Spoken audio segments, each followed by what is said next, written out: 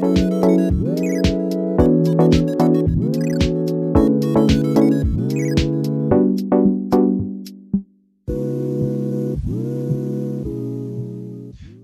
ladies and gentlemen, to the Super Game Brothers podcast. This is episode number 32 of our weekly board game and video game podcast that we do every single week. As two brothers, my name is David, and I'm joined, as always, by my brother Devin, 2 weeks in a row in person, sitting right next to me. No more virtual podcasts. Actually, it might happen often. I'm not 100% sure yet, but it's been kind of fun. It is, yeah. I think virtual sometimes seems a little bit easier. Yeah, we're more in a flow with that for sure. But this is wonderful. Now we can have guests. Yeah. Yeah, who's going to sit on your lap next week? Right, Santa. Yeah, that sounds, festive, seasonal. Like it. Yeah. Yeah, I think the audio is going to sound a little better this week. The mic filters are working. It was being funky last week, so it's a work in progress. We're slowly making progress. The studio's getting a little better every week. But yeah, it's fun. Devin, just kind of putting a wrap on the month of October. I think this is all the Halloween candy left at my house, which it's quite a bit of candy in there, actually. But I think my oldest son got 4.5 pounds, and my second son, they're 7 and 5, got 4.3 pounds. So that was like 9 pounds of candy. Where'd that go? That's a good question. It's only October, what's today? 7th? 6th? It's November, but yeah. Oh, yeah, November. Today, it'll say on my iPad, it's the 6th of November. So, you can't leave a bunch of candy at my house for a week. It's going to be gone. You already know what's going to happen. But since it's here, I might eat a couple pieces during the episode. So if you hear me slurping on a Starburst, that's what that is. But I guess also putting a wrap on Halloween, Devin. I finally got my wife to watch one scary movie. And it was quite an ordeal because it was after trick-or-treating, and she was like, we should watch a scary movie. And I jumped up and down at the opportunity. I was like, yes, I've been wanting to for like a year. Maybe this is a Halloween tradition now, and it might be the only night a year she lets me. So I spent like 20 minutes deciding which movies we were going to watch. And it came down to Oddity or Longlegs. And Longlegs seemed a little bit more her style as like a crime thriller with a serial killer. So that's the movie we chose. And I liked it quite a bit. The parts I liked about it were the acting, I thought was really good. And the cinematography was very weird, kind of unique. Mm-hmm. So I liked that a lot. I thought it was good. I don't think it was great or excellent. I think the thing that kind of pulled me out of it was it kind of leans into the supernatural, religious, kind of demonic element. And I wanted it to be a little more grounded. One of my favorite movies is Prisoners, which is also about like a kidnapping and a serial killer. I like crime thrillers quite a bit. And so I was hoping it was going to be a little more that fashion. And it seemed like it was for like the first 3/4 of the movie. Even though she was seeing that like devil goat pretty constantly through the movie. My memory sucks. I love horror films, but I don't remember it. And I was like, is this in her head? And this is going to be a grounded movie, or is she actually seeing the devil? And I think she was. And they ended up being these weird little demon balls that the guy put in some cursed dolls. It was all kinds of weird. I'm going to have to rewatch it. Pretty good movie, though. If you like one that kind of has a creepy vibe the whole time, definitely. And it's a little violent at a couple parts that catch you off guard. But nothing was like crazy over the top for sure. So yeah, enjoyed that one as my close to Halloween. That's a kind of endorsement for Longlegs. I think it has like I can't remember if it's a 6.9 or a 7.1 on IMDb. And I think that's about right. That's about what I would. Pretty decent for that genre. Yeah, no, totally. For the genre, it's really good, but yeah. Anything above a 6 on IMDb in horror is usually worth a watch. I watched one last night called Starry Eyes. And I think it was from 2016 maybe. And it kind of like shows their idea of the struggle of going through Hollywood and becoming an actress, and the sacrifices she had to make were, I don't think, realistic. Really? But it got weird. Yeah, it kind of just like turned into a slasher in a way. It was nutty. Wow. But dude, I went through Netflix, Hulu, Prime, Max, Peacock, Paramount, Shudder. That's probably about it. That's a lot. But I swear, all the highlighted featured movies, I've seen every single one of them. I was like, there's nothing else to watch for me. Just in horror or out of all movies, period? Oh, just in horror. Okay. Yeah. That's crazy. Yeah, you have seen way more of them than me. I'm sad there's not more, but maybe it's a good time to be November. Have you seen Smile 2 yet? No, I would like to.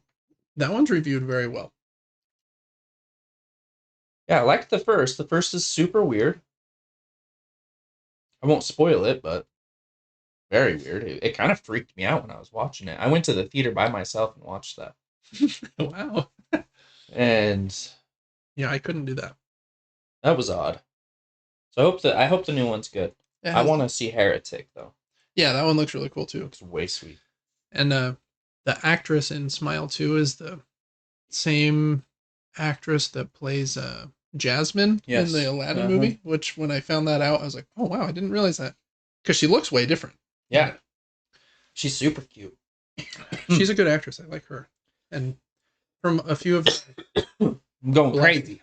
I'm coughing on something. Anyways, continue. It's the candy. It is. There's someone put something in my candy. Yeah. A razor blade. Yeah. There's a razor blade in my throat. A few of the reviews I read on Smile 2 said that her performance is like ultra good. So I kind of want to see that one. That's that movie is a bit of a step up from Longlegs as far as like scares go. Oh, for sure. Yeah. I wasn't scared of Longlegs. I don't remember it, but I wasn't like very scared either. There were some creepy, intense parts, but yeah. So I don't know if I'll be able to get my wife into that one. But yeah, Heretic, I think, is supposed to be really good. I'm excited to see that one as well. Cool. Other than that, I don't think too much new has happened at our place. We did the trick-or-treating thing. Kids really liked it. We ran around for a long time. Got tons of candy, like I mentioned. Did you go? Yeah. Wow. Mm-hmm. Our kids are still really young. We have 7, 5, and 2-year-olds, so it was lots of walking slow with kids, but they were pumped. So that was fun to see.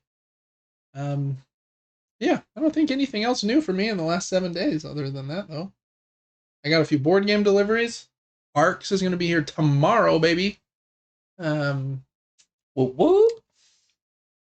And Daitoshi and Pagan Fate of Rannoak is going to be here next week, too. Daitoshi. That's that game I was talking about on that podcast, because you haven't seen Ready Player One, but you have Daito and Show. Right, yeah, you did. Daito Show. Yeah. They dropped the ball. They did, yeah. It's crazy. I really think you're going to like the Pagan one, though. You play as either a witch hunter or a coven of witches.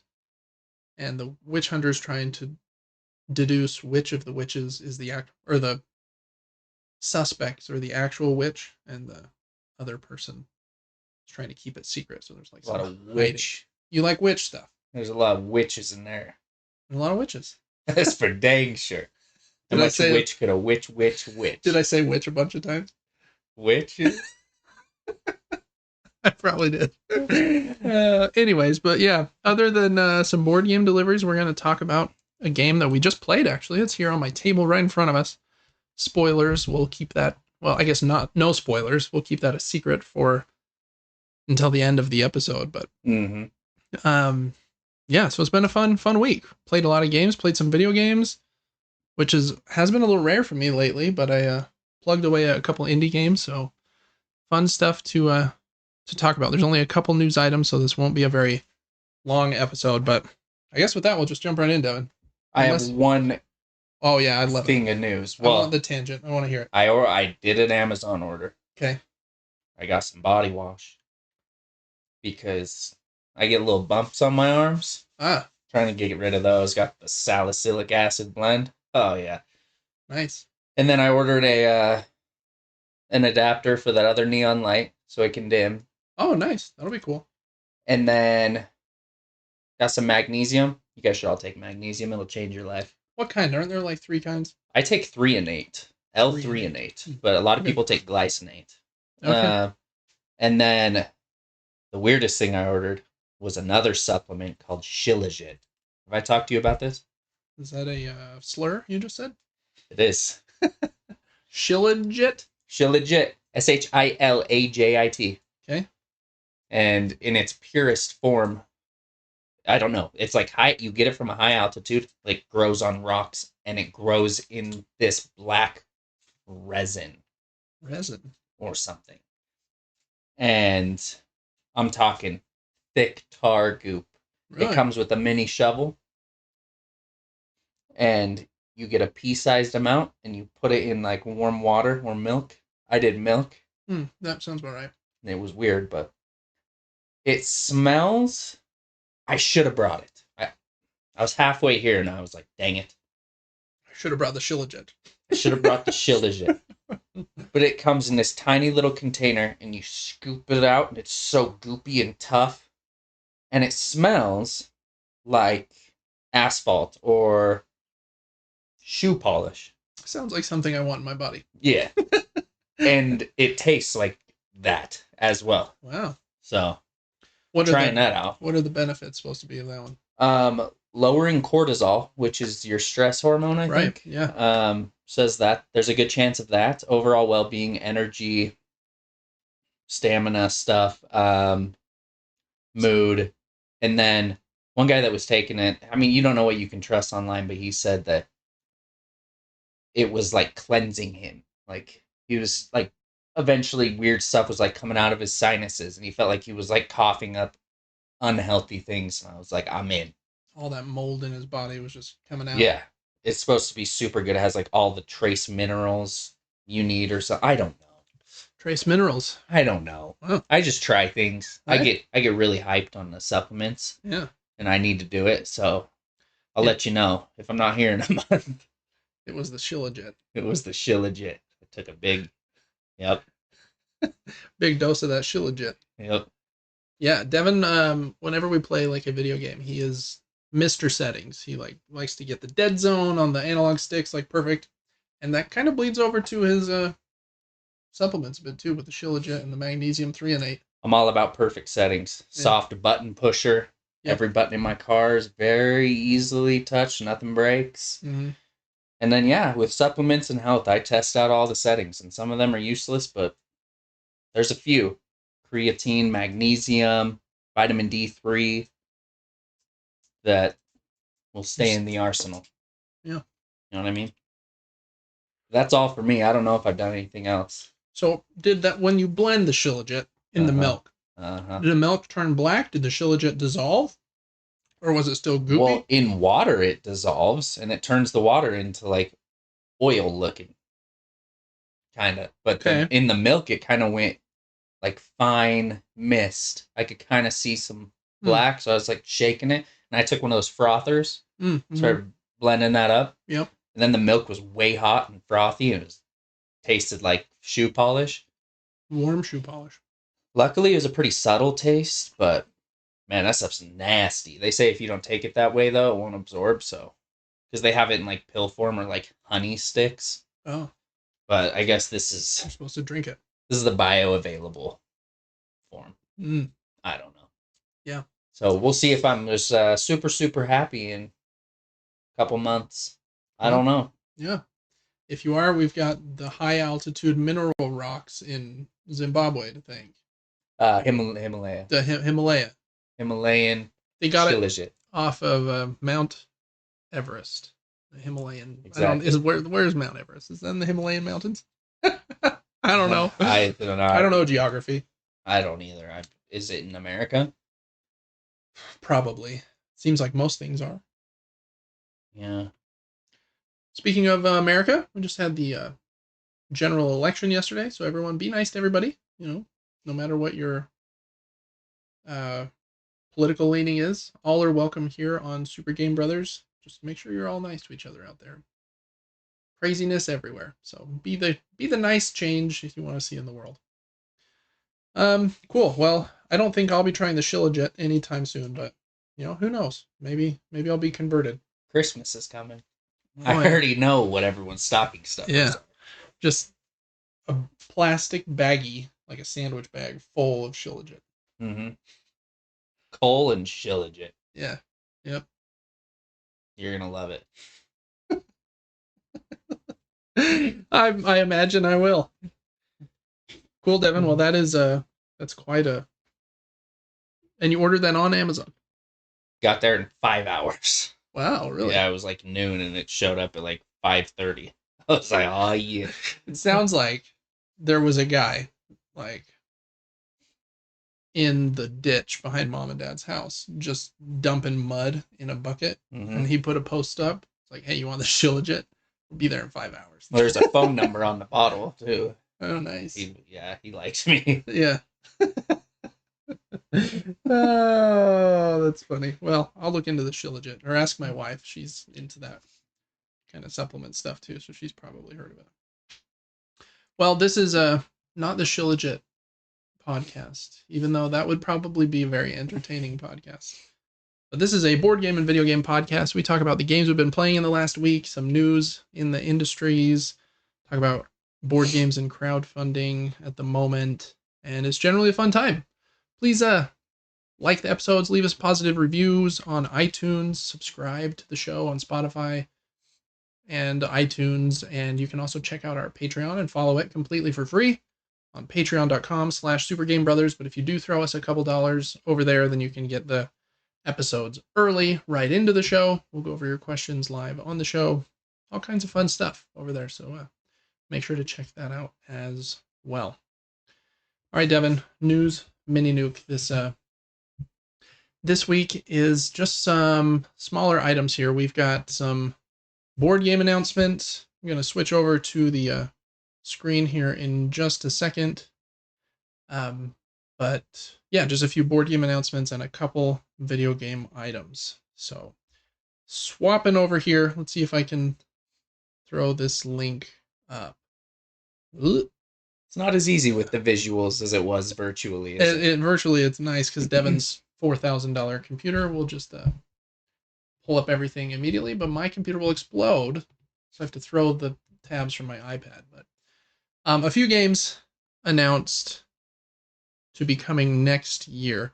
This first one is called Wizard's Cup, and it's being published by Pandasaurus Games in February of 2025, and designed by, I don't know how to pronounce that, but Saiji Kanai, I believe. And I'll read the description here and pull up this image, maybe scroll through a couple. What do we got going here? Looks like it's a deck of cards, kind of. Tonight starts the Wizard's Cup, a magical dueling tournament held once every century. As the king of a country, you will select the 6 best wizards from your kingdom and decide the order in which they will compete. Yes, your role ends there, and all that remains is to watch your trusted wizards battle it out. In Wizard's Cup, you want to build the best team you can, anticipating how your opponent might attack. Each player starts with a set of 18 cards, and your opponent draws a card at random from your deck that must be one of the wizards on your team. You then choose 5 more wizards, arrange 5 of the 6 wizards into a deck, then place the 6th aside in a waiting zone. Each player reveals their top wizard and places it in the duel zone. Then you see who wins. Resolve wizard powers first, then, if needed, compare the elements on these cards. For example, light beats shadow, nature beats water. If they share the same element, then they draw the next wizard from their deck to go against the opposing victorious wizard. Keep resolving duels until a player has no cards remaining.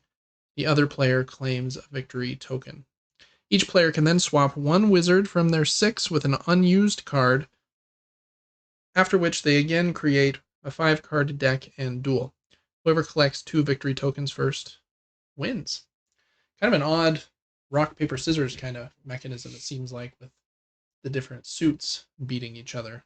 But I don't know. Could be a fun, light, what seems like a 2-player card game. Kind of reminds me of Jaipur with the best of 3 mechanism where you have to get 2 of the victory tokens. Next up is one that's probably going to be a bit more popular, I would imagine.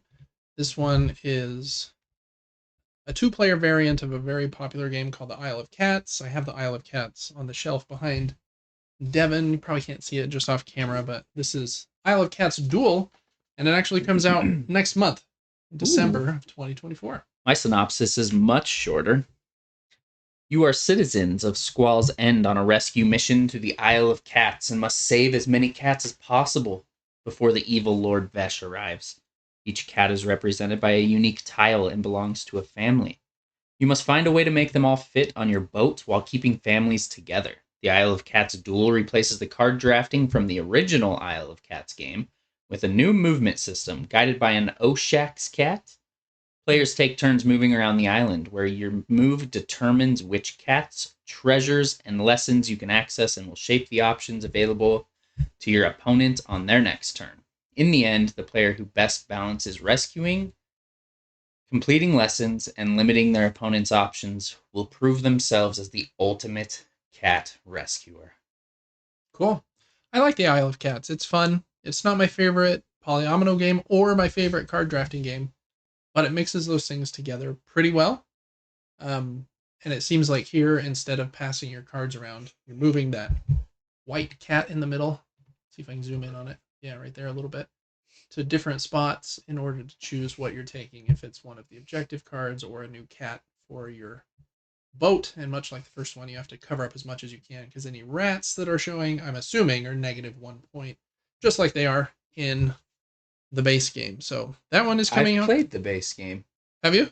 Now that I'm seeing this, yes. Yeah. I think it's been a minute since I've played it, so it's probably been a minute since you've played it too. But yeah, that was one of the earlier games I got getting into hobby board games, and it's been one I've been thinking about purging for a while. But I do like it. It's a fun game. Just have some others I probably like a little bit more than it. Okay, next up is one called Freaks with a Z exclamation mark Mutant Murder Machines. And it's being published by Osprey Games and designed by, I lost the name. Oh, Michael Whelan. On the box it says Michael Wheels Whelan. He's fast. He's fast, or he's got one of those devices much like Axel in Twisted Metal with his arms and the big tires. So that's why they call him Wheels. Amazing. That's probably not true, and I think that's the only image. So I was going to scroll and see if there are any game components, but anyways, there is the image, and this one also comes out this month on November 12th. I'll take this one away too. Oh yeah, go for it. Freaks is a rules-light skirmish wargame set in a bombastic post-apocalyptic world of mutants and cartoon violence. The game pits savage mutant gangs against one another as they pillage the ruins of a devastated world in pursuit of hollowed artifacts. These objects of great atomic power were forged in the flames of nuclear destruction and can bestow mighty mutations on their bearers in an instant. Wow. Gain leathery wings and fly above the battlefield, grow giant plates of bone armor, or develop chameleon-like skin and fade from sight. But beware the consequences of this power. Collect too many artifacts or rip too many from the bodies of your fallen foes, and you may lose control. A mortal can bear only so many mutations before they are twisted beyond humanity, becoming one of the monstrous creatures that stalk the wastes. Freaks features streamlined gameplay to get you playing quickly. Generate an entire squad in seconds by drawing from a standard deck of playing cards. Move your fighters without measuring. Resolve attacks in a single matched dice roll. Lead your fledgling group of nobodies through a campaign as they evolve into mutant killers and pledge their allegiance to the atomic gods. Gods with a Z. Crazy. Well, that's Freaks. I'm not a huge skirmish game, but I do like combat in some games. So I don't know. I like the silly art style, so that might be an okay one. But if you like skirmish games, then maybe that one would be for you as well. Okay, next up is a new game from Nope, I skipped one. Is a new game that is going to be releasing next year at Spiel, so not for quite a while. But it's being published by a publisher that's had quite a bit of success this year. I think they published Galileo Galilei, which just came out, and I think one other game. And this one is called Forestry, and it's what seems to be a pretty medium, maybe medium heavy Euro game about about forestry, about conservation of the forest. Anyway, so I'm going to read this description here, and it reads, I guess I should say, published by Pink Troubadour and designed by Mikhail Piekol. Sorry if I pronounced that incorrectly. In Forestry, players take on the role of forest stewards dedicated to sustainable forest management. The game challenges players to balance the demands of harvesting resources. I'm trying to click on pictures here at the same time, which isn't good. It looks like that might be the only image. So anyways, there's the cover. With harvesting resources and fulfilling contracts with the need for environmental conservation. Every action taken has a lasting impact on the forest's health, and players are encouraged to make responsible choices from planting new trees to adjusting water streams for optimal moisture retention. Drawing from the expertise of real-life foresters, Forestry provides a realistic and educational glimpse into the work of forestry, making it as engaging as it is enlightening. As a Euro game focused on strategic action management, Forestry relies on a dual worker system in which players control a harvester and a manager, each with distinct responsibilities. The harvester moves through the forest, felling trees to meet contract demands, replanting saplings, constructing infrastructure, and adjusting water retention to promote a healthy ecosystem. Meanwhile, the manager oversees resource collection, utilizes sawmill buildings, fulfills contracts, and optimizes wood processing. Players must carefully allocate action points between these workers to make sustainable choices, enhance infrastructure, and ensure the forest thrives while meeting demand. I like worker placement games that have varied workers. I think that's a fun mechanism. It didn't say here that it is worker placement, but you use action points on the different workers. So I don't know. That could be a cool one. Seems like it's getting some early buzz for, release a year from now. So if you're wanting to be hyped about a game you can't play for a year, there you go. That's Forestry from Pink Troubadour. I'll be thinking about that game. Yeah, well, until it comes out. Probably. Devin's going to learn all about forestry. He's going to start planting trees in his backyard. Mm-hmm. All kinds of stuff. I'll order seeds tomorrow. Yeah. All right, next up is one called Coming of Age. This one is from Ludo Nova and Danny Garcia, who is one of my favorite recent designers recently. Some of the games that he's designed is Daitoshi, which we talked about. It's coming next week. Arborea I have behind me that he did. I really liked. I think he did one called Barcelona that I don't have. I feel like I have one more from him. Memory is leaving me, but Arborea is really cool. So very excited whenever he announces a game. This one's called Coming of Age. In Coming of Age, you will start the game as a child, and as such, you will have a limited set of interests and skills that will determine your development. During this time, your parents' help will be important for your progress. As the years go by, you will grow and acquire new interests, gain more independence, and with it, access to other experiences that will allow you to achieve your own life goals. In this journey through adolescence, you will form memories, shape different traits of your personality, make friends, fall in love, and try to manage frustrations with the goal of realizing yourself as a person by fulfilling your dreams and ambitions.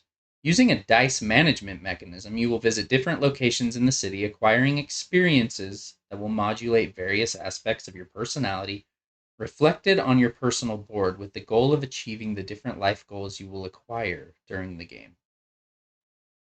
I think that one sounds really cool. I think this theme is not one used in board games very much. It's usually like, who can get the most dragon points, Instead of like, who can get the most awesome personality and have experiences growing up as a teenager, which sounds cool. Maybe the game will be terrible, but I really like the artwork as well. So Yeah, it looks Anyways, cool. kind of seems unique. Again, there's only kind of a cover image at this point, but like I already mentioned, Danny Garcia game means David's in. I want to try it. So that one is Coming of Age, Ludo Nova from next year. So that's all the board game stuff. There's not a lot of video game announcements this week, Devin, but I thought this one was pretty cool. This device is called the HoriPad, and it's made specifically for use with Steam and I think Windows 10 and 11. And so it actually has like a Steam button there in the middle that'll pull up like your Steam hot commands or whatever they're called. I think the controller looks really slick. The couple other cool things about it. Let's see if I can pull up the feature page. So it comes out on December 16th for $60, which is a pretty competitive price for a controller nowadays. It doesn't have Rumble, which most third-party controllers don't. But some of the cool things it does have are listed. Where are they listed? Here. This is really interesting. Capacitive touch thumbsticks. So you can have different like functions available when your thumbs are like touching the thumbstick. Reminds me of the steering wheel in our new minivan that we have, where if you like take your hands off it when it's doing its own cruise control, it like beeps at you and says, please put your hands back on the steering wheel. So this like knows if you're touching the thumbstick. And if you are or not, it looks like you can have different functions trigger. The example they give here is customize the capacitive touch thumbsticks to toggle the gyro function or other functions. So if my thumb is not on the stick, then I could use gyro maybe. I see. Kind of it. Never seen that before. I wonder how they'll sell this because there's such easy plugins to hooking a DualSense or an Xbox controller to your PC. Yeah, I imagine that having like a dedicated Steam button that pulls stuff up and that capacitive touch thing is how they're trying to stand out. And a quick access button. Menu for simple settings. I think the price probably is also probably helping them a bit because even a DualSense is like $20 more than this. And it does have back paddles as well. Oh wow. I couldn't remember if it has, and it has gyro. I don't know if it has Hall effect analog sticks though. If it does, that would be like amazing, and I would want one. Those are the analog sticks that can't get drift because they use magnets instead of an actual physical component. It runs on Bluetooth or through a wired cable. I think it has, you can switch between analog or digital trigger buttons. And I don't think it mentions Hall effect stick, so it probably doesn't. At that price point, it, yes, seems unlikely that it would, but I think like the, what are they called? The 8-bit Do Pro controller has Hall effect sticks, I think. But yeah, I don't see that listed here, and I think they would use that as a selling point. But anyways, I thought it looked pretty cool. Yeah, it's sweet looking. I like to hold controllers to see how they feel. The like lines look so straight almost that I'm like, is it going to be like ergonomic? It feels like, I don't know, maybe flipping here to the back though, it kind of looks nice. What's that? Wired. Oh, and that's the trigger type. There's a little toggle on the back. And I think it comes with a Bluetooth adapter if your PC doesn't have like Bluetooth built in, which is cool. So December 16th for that guy, if you really like gaming on PC and have wanted like a cool new controller. All right, next up here in the news mini nuke, we just got through kind of the game announcements. This one is new games to subscription services. Excuse me. And this first update here is for Xbox Game Pass. And this is the first wave for November 2024. And some good looking games here, in my opinion. Kind of wish I had Game Pass, especially for this first one. So let's just scroll here through some of those games. First one is a brand new game. This one I think is a day one launch. Yeah, it says right there, available on day one. Metal Slug Tactics, which is a tactical strategy game. And the review I read from Push Square, who I really like that website, they said that it's some of the best tactical gameplay since Into the Breach. And Into the Breach is an awesome, awesome game. So I'm excited to try this one. If you have Game Pass, make sure to try it. It's included. As long as you like tactical games, it has cool pixel art using the Metal Slug characters. I'm very excited to try that one. Next up, on November 6th, which is today, I think we discovered, right? Yeah. Is Go Mecha Ball. And I'll just open that while we're here. That one is out on November 6th. It's a twin stick shooter with rogue-like progression. I don't know much else about it. A couple other smaller ones here on the 6th. Harold Halibut. It's a handmade narrative game about friendship. Friendship and fish. Yeah. The Rewinder is a 2D puzzle adventure game. You got me. Inspired by traditional Chinese folklore. You still got me. I'd play that. 2D puzzle game. Love it. Turnip Boy Robs a Bank. I've actually heard that these Turnip Boy games are kind of funny. Like Turnip Boy Commits Tax Evasion, I think is the first one. So that one's also on the 6th. Then on the 7th, you got Goat Simulator Remastered. This is also available on day one. Game is kind of famous for just being ridiculous, and you can run around as this goat with its tongue hanging out and doing weird things. Then I think the next big one is Microsoft Flight Simulator 2024 on the 19th. And that's also available on day one. Flight Simulator is one of Microsoft's most critically loved series.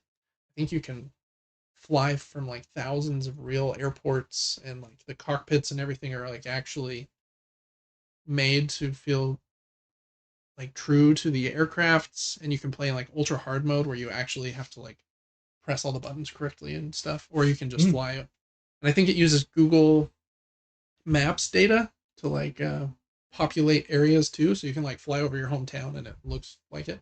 Weird stuff. Crazy. So that one's on the 19th, and I think that's the end of this update here. They do mention StarCraft Remastered came to PC on the 5th, same with StarCraft 2, and a couple DLC packs for Call of Duty Black Ops 6, which was also on Game Pass last month. So, and a few things leaving. All right, so that is Xbox Game Pass. Next up, there's one game on the Epic Game Store, and there's also an Apex Legends pack if you play that a lot. This one's called Deceive Incorporated, and it's been out for about a year, and it says go undercover as the world's greatest spies in this multiplayer game of subterfuge.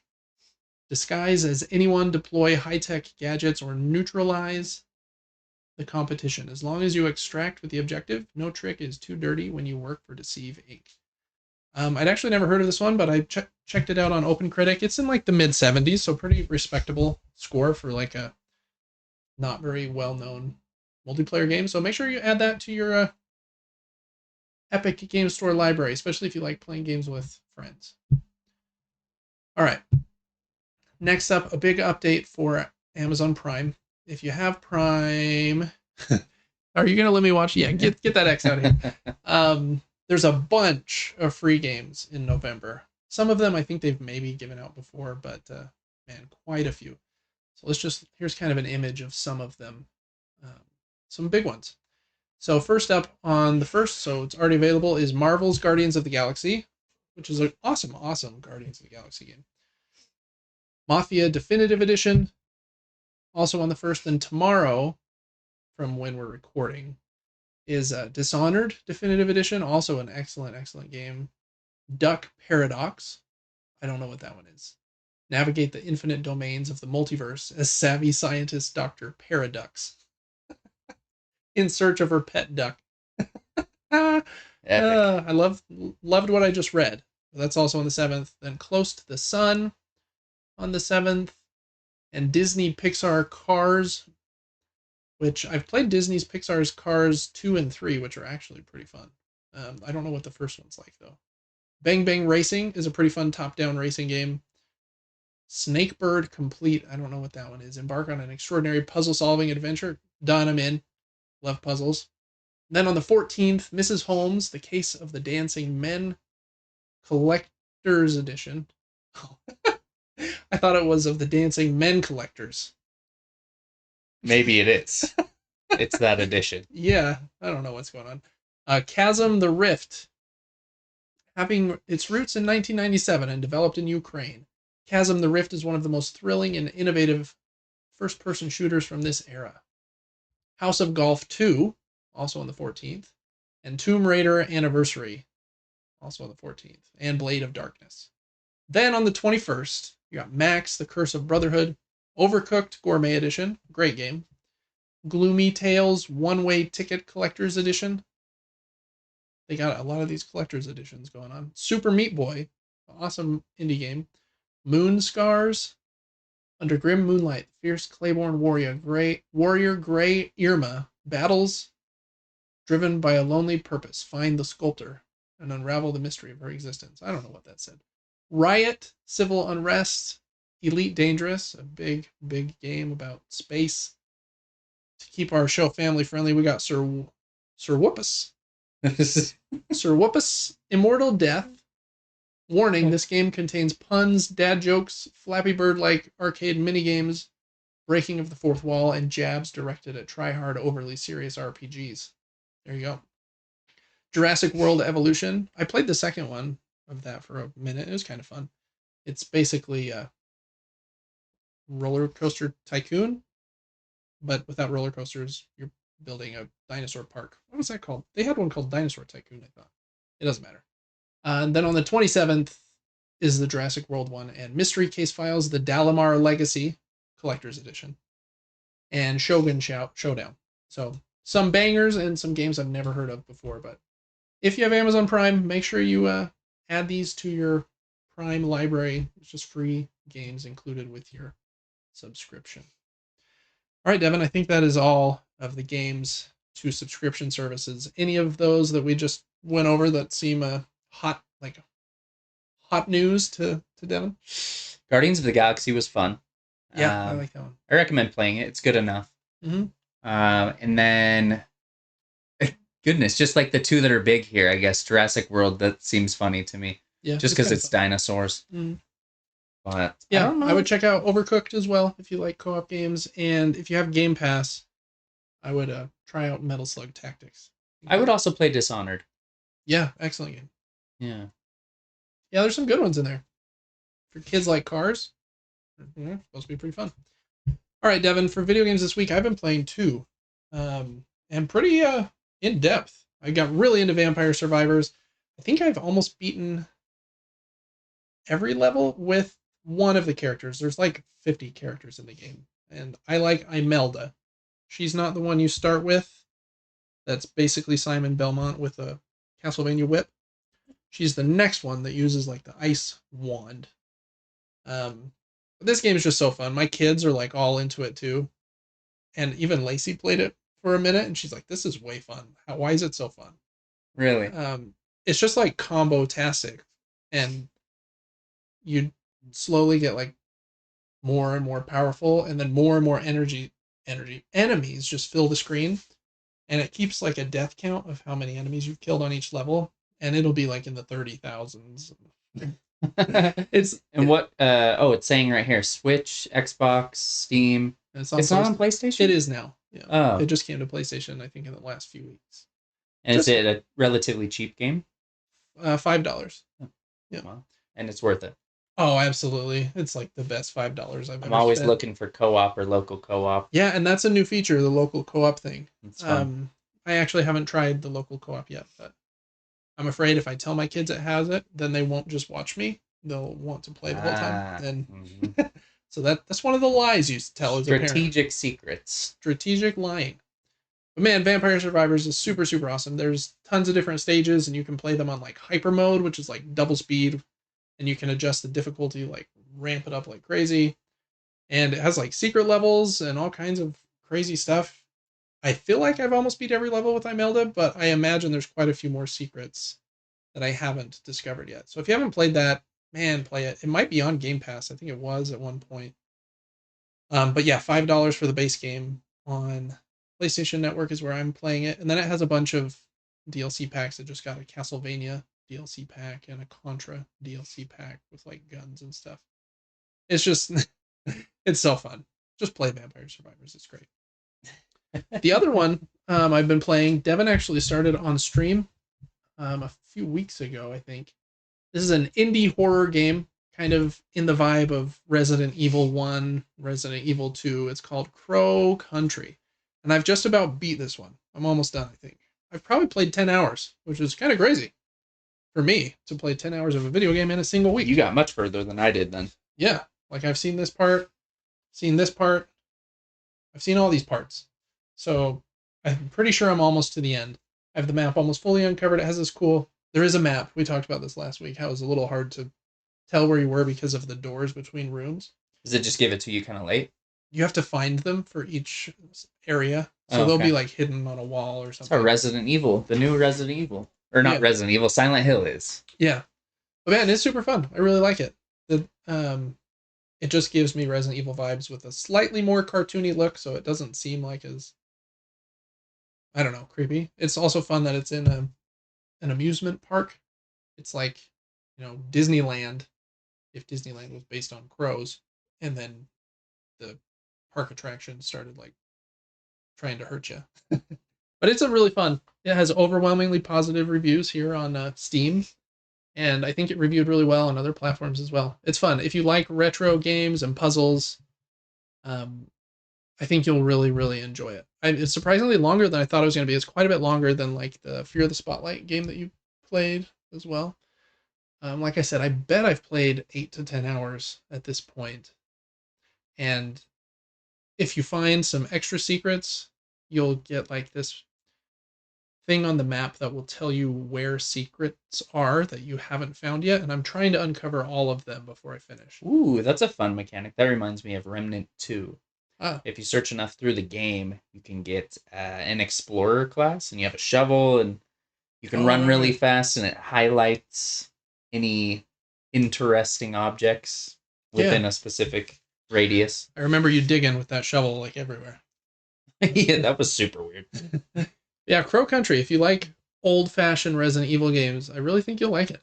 And I think I got it for $15. And I think it's only $19.99 full price. Yeah, but it was on sale this last month on PlayStation Network, so I got it. So, really like Crow Country so far. I hope that it ends with like a fun twist or something. The story's like kind of fun as well. There's all these like staff notes you can read as you're exploring around. Really recommend it. It's great. Those are the 2 video games I've been playing this week, Devin. I know you mentioned that you've been playing some Clash because a new season just started, or the Clash has just been making you mad. I'm not sure which. Barely been tapping into that. Yeah, they've got some new evolution cards. The Musketeer, one of the OG cards that everybody used, the little cannon gun. Right. You remember her? Yeah. She's getting an evolution. Well, she already got it. She now has a sniper for her first 3 shots. Oh, wow. She can shoot all the way across the arena. Kind of very interesting. And then they're doing an evolution cannon. So just a little cannon on the ground that you set as like a tower to attract hog riders, that type of thing. But every time you place this cannon, it rains down missiles across like half of, or like a third of the arena. Wow. Really, really weird. Very strange mechanics. They're introducing so many evolutions at this point that it's kind of cool because it makes the game impossible to fully beat. There's never some meta that beats everything. Right. I was going to say those new things seem very game breaking, but I think that's what they want so that the meta is always changing. Yeah, it drives some people crazy because it's not OG and everything's not predictable. Yeah. But I kind of like it because it keeps it a little fresh. Yeah. But battle passes, man. Can't keep paying for them. So yeah, they'll get you for sure. Other than that, not too much gaming for me. I played a board game today. You did, yeah, and that'll bring us into our board games of the week. I think I've played 2 that I want to bring up, and then for our closing segment, we're gonna go over the one that we have here on the table in front of us. So, little tease there, but we'll go over that in our closing segment. So, let me see, Devin. I think you threw this tab over to me once. Will you throw it one more time? Oh, there it is. Yeah. So first up, Devin and I played last week, and I've played it again since. So I've played it quite a few times at this point. I actually when the game. Stop talking, me. I posted my review today of the Lord of the Rings Duel for Middle Earth. which is a really fun 2-player game where you're trying to win in one of 3 different ways, either taking different support cards that are green, or going up the ring track and getting Frodo and Sam to Mount Doom, or as the bad guy getting the Nazgul to catch Frodo and Sam, or to have complete control over Middle Earth by having one of your troops in all 7 locations. Sounds like a lot, but it's a really simple game because all you do on your turn is either take a card or claim a landmark tile. Really, really excellent. This game has been uber popular for the last few months.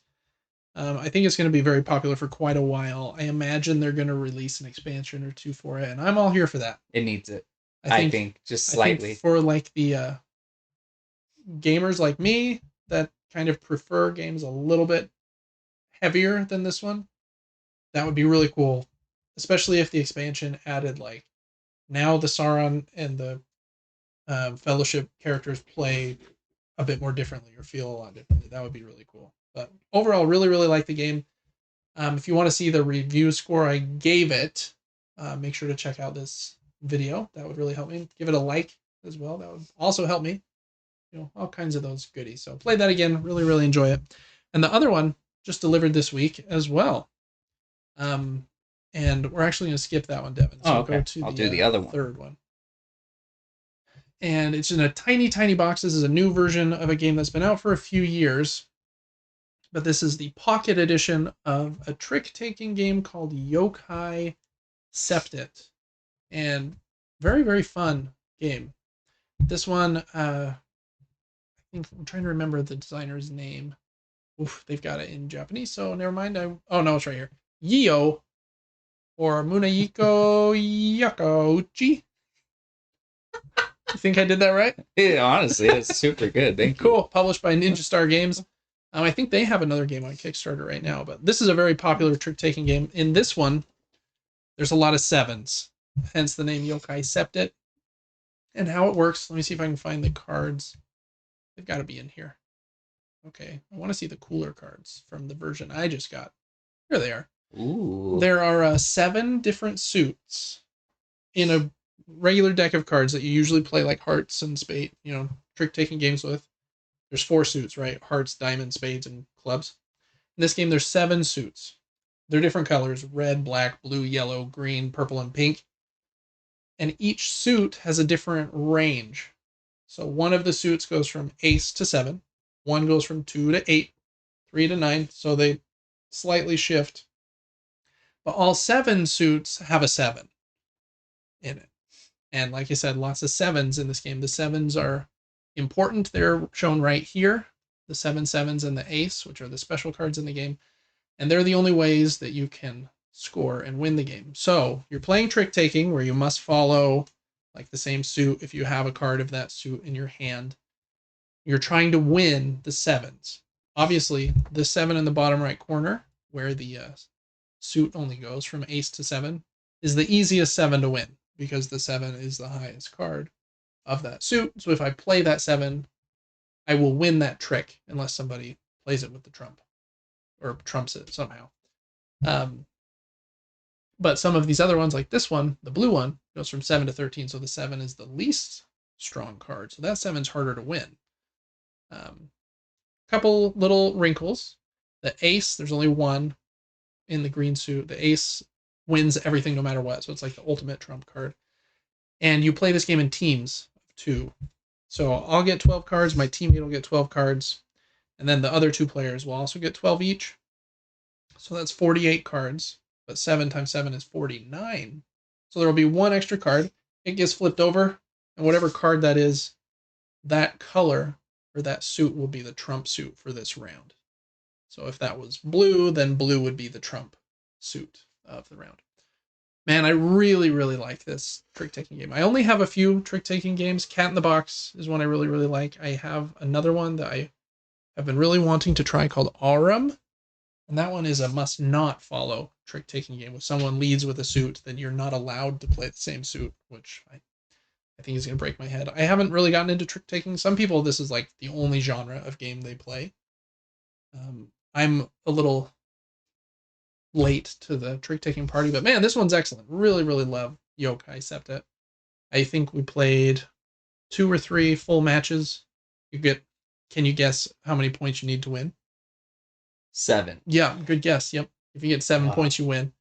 The white stars on the card show how many points the card is worth for you winning that suit. So that green 7 again is worth 0 points, but getting the 7s is how you can win the round. Anyways, really, really excellent trick-taking game. If you haven't played Yokai Septet, I don't know if the pocket edition of this is available quite yet. I backed it on Kickstarter, but I know it's going to be on Ninja Star's website after they finish fulfilling all of the Kickstarter orders. So highly recommend that. It's a tiny, tiny box, but it fits sleeved cards, and it's just like 65 cards in a tiny box. It's right up there, Devin, if you want to grab it, just for funs and giggles. But yeah, Devin, show them how tiny that bad boy is. Ooh, I don't know if that'll be in the camera. Let me go back to the face cam here for a second. But yeah, super, super cool. Just a tiny little box. That is like quite literally a box that could fit in your pocket. Hence the name Pocket Edition. So there you go. Anyways, those are the 2 games I played this game. Really enjoyed, or this week. Really enjoyed both of those. And we'll save the 3rd game. Oh, nice. Look at that pocket show. It fit in my pocket a little better earlier today, but I'm wearing sweats, so that makes it a little easier than, jeans. And the 3rd game we played together just barely, so we'll cover that at the end of the episode. All right, Devin, for games you're looking forward to this coming week, anything that you're looking forward to playing? Any video games? I wrote down here, the big releases this week are Metal Slug Tactics, for me at least, and Mario and Luigi Brothership. That one got some really good reviews from a couple sites, and then some really bad ones from a couple other sites. So I'm really confused on if that one is supposed to be. What were they saying was bad? I'm not sure. I didn't read them. I just looked at the aggregate numbers and stuff. But that one, I really like the art style, so I hope that it's one that I will like. I guess, Devin, in other news, you did get a Switch with yeah, currently borrowing a Switch, and most excited to try Tears of the Kingdom. Yeah, it's an excellent game. You're gonna love it. I think that I will love it, but I also am overwhelmed because those games are massive and there's always things to do. Yeah. It is, yeah, it is like that. What I do in those games is I don't mainline it exactly, because there's this one's a bit bigger than Breath of the Wild, but there's 4 main dungeons, right? And then a couple other things that I won't spoil. And they highlight those on the map pretty early. Here's the main things you can do. And I kind of focus that direction, so I don't explore every nook and cranny of the map, because the games really are so big that you could just spend 6 months in there just playing around. But even if you, I think I beat it in probably 60 hours, which seems like a lot, but for a game of that size, I probably missed a lot of little secrets and stuff, but man, had a great time. So no matter which way you play it, I think you'll really enjoy it. And other than that, there's Mario Wonder and Metroid Dread, and all kinds of other good games. Excited for you to stream some of those. I think those will be good. For me, I'm excited to keep playing Vampire Survivors, finish Crow Country, and I think that's probably the big ones for me. I want to start Arranger, the role puzzling adventure, and Wizard with a Gun, but I'm going to hold off on starting those just in Indie Game Central, which is something I really enjoy. So I need to get back to UFO 50 as well. So lots of indie games all around. For board games, I think I already mentioned this at the top of the episode, but Arcs is delivering to me tomorrow, which I'm very pumped about. I'm getting the base game and the Leaders in Lore expansion and the Blighted Reach big box expansion. Oh, shoot. Yeah, let's just take a peek at those, because they're kind of fun. I think I put the Blighted Reach expansion link in the document, but yeah, Arcs is really, really cool. Just the next newest game from Leader Games, who does Root and Oath and Vast and lots of other 4-letter games. This one's really cool. It's also a trick-taking game where you are playing cards from your hand. You have to follow the lead suit primarily if you want to have a powerful turn, or you can you have a little leeway in this one. You can shift to a different suit, but then you only get like one action of that suit. And yeah, the artwork in this one is just so great. I've played it twice on Tabletop Simulator, but it'll be really nice to just have the physical game, because I do feel like in a trick-taking game, holding those cards in your hand actually is like such a big part of it. And yeah, just really pumped. Oh, I played this on the simulator, didn't I? You did. It's been a while, but you did.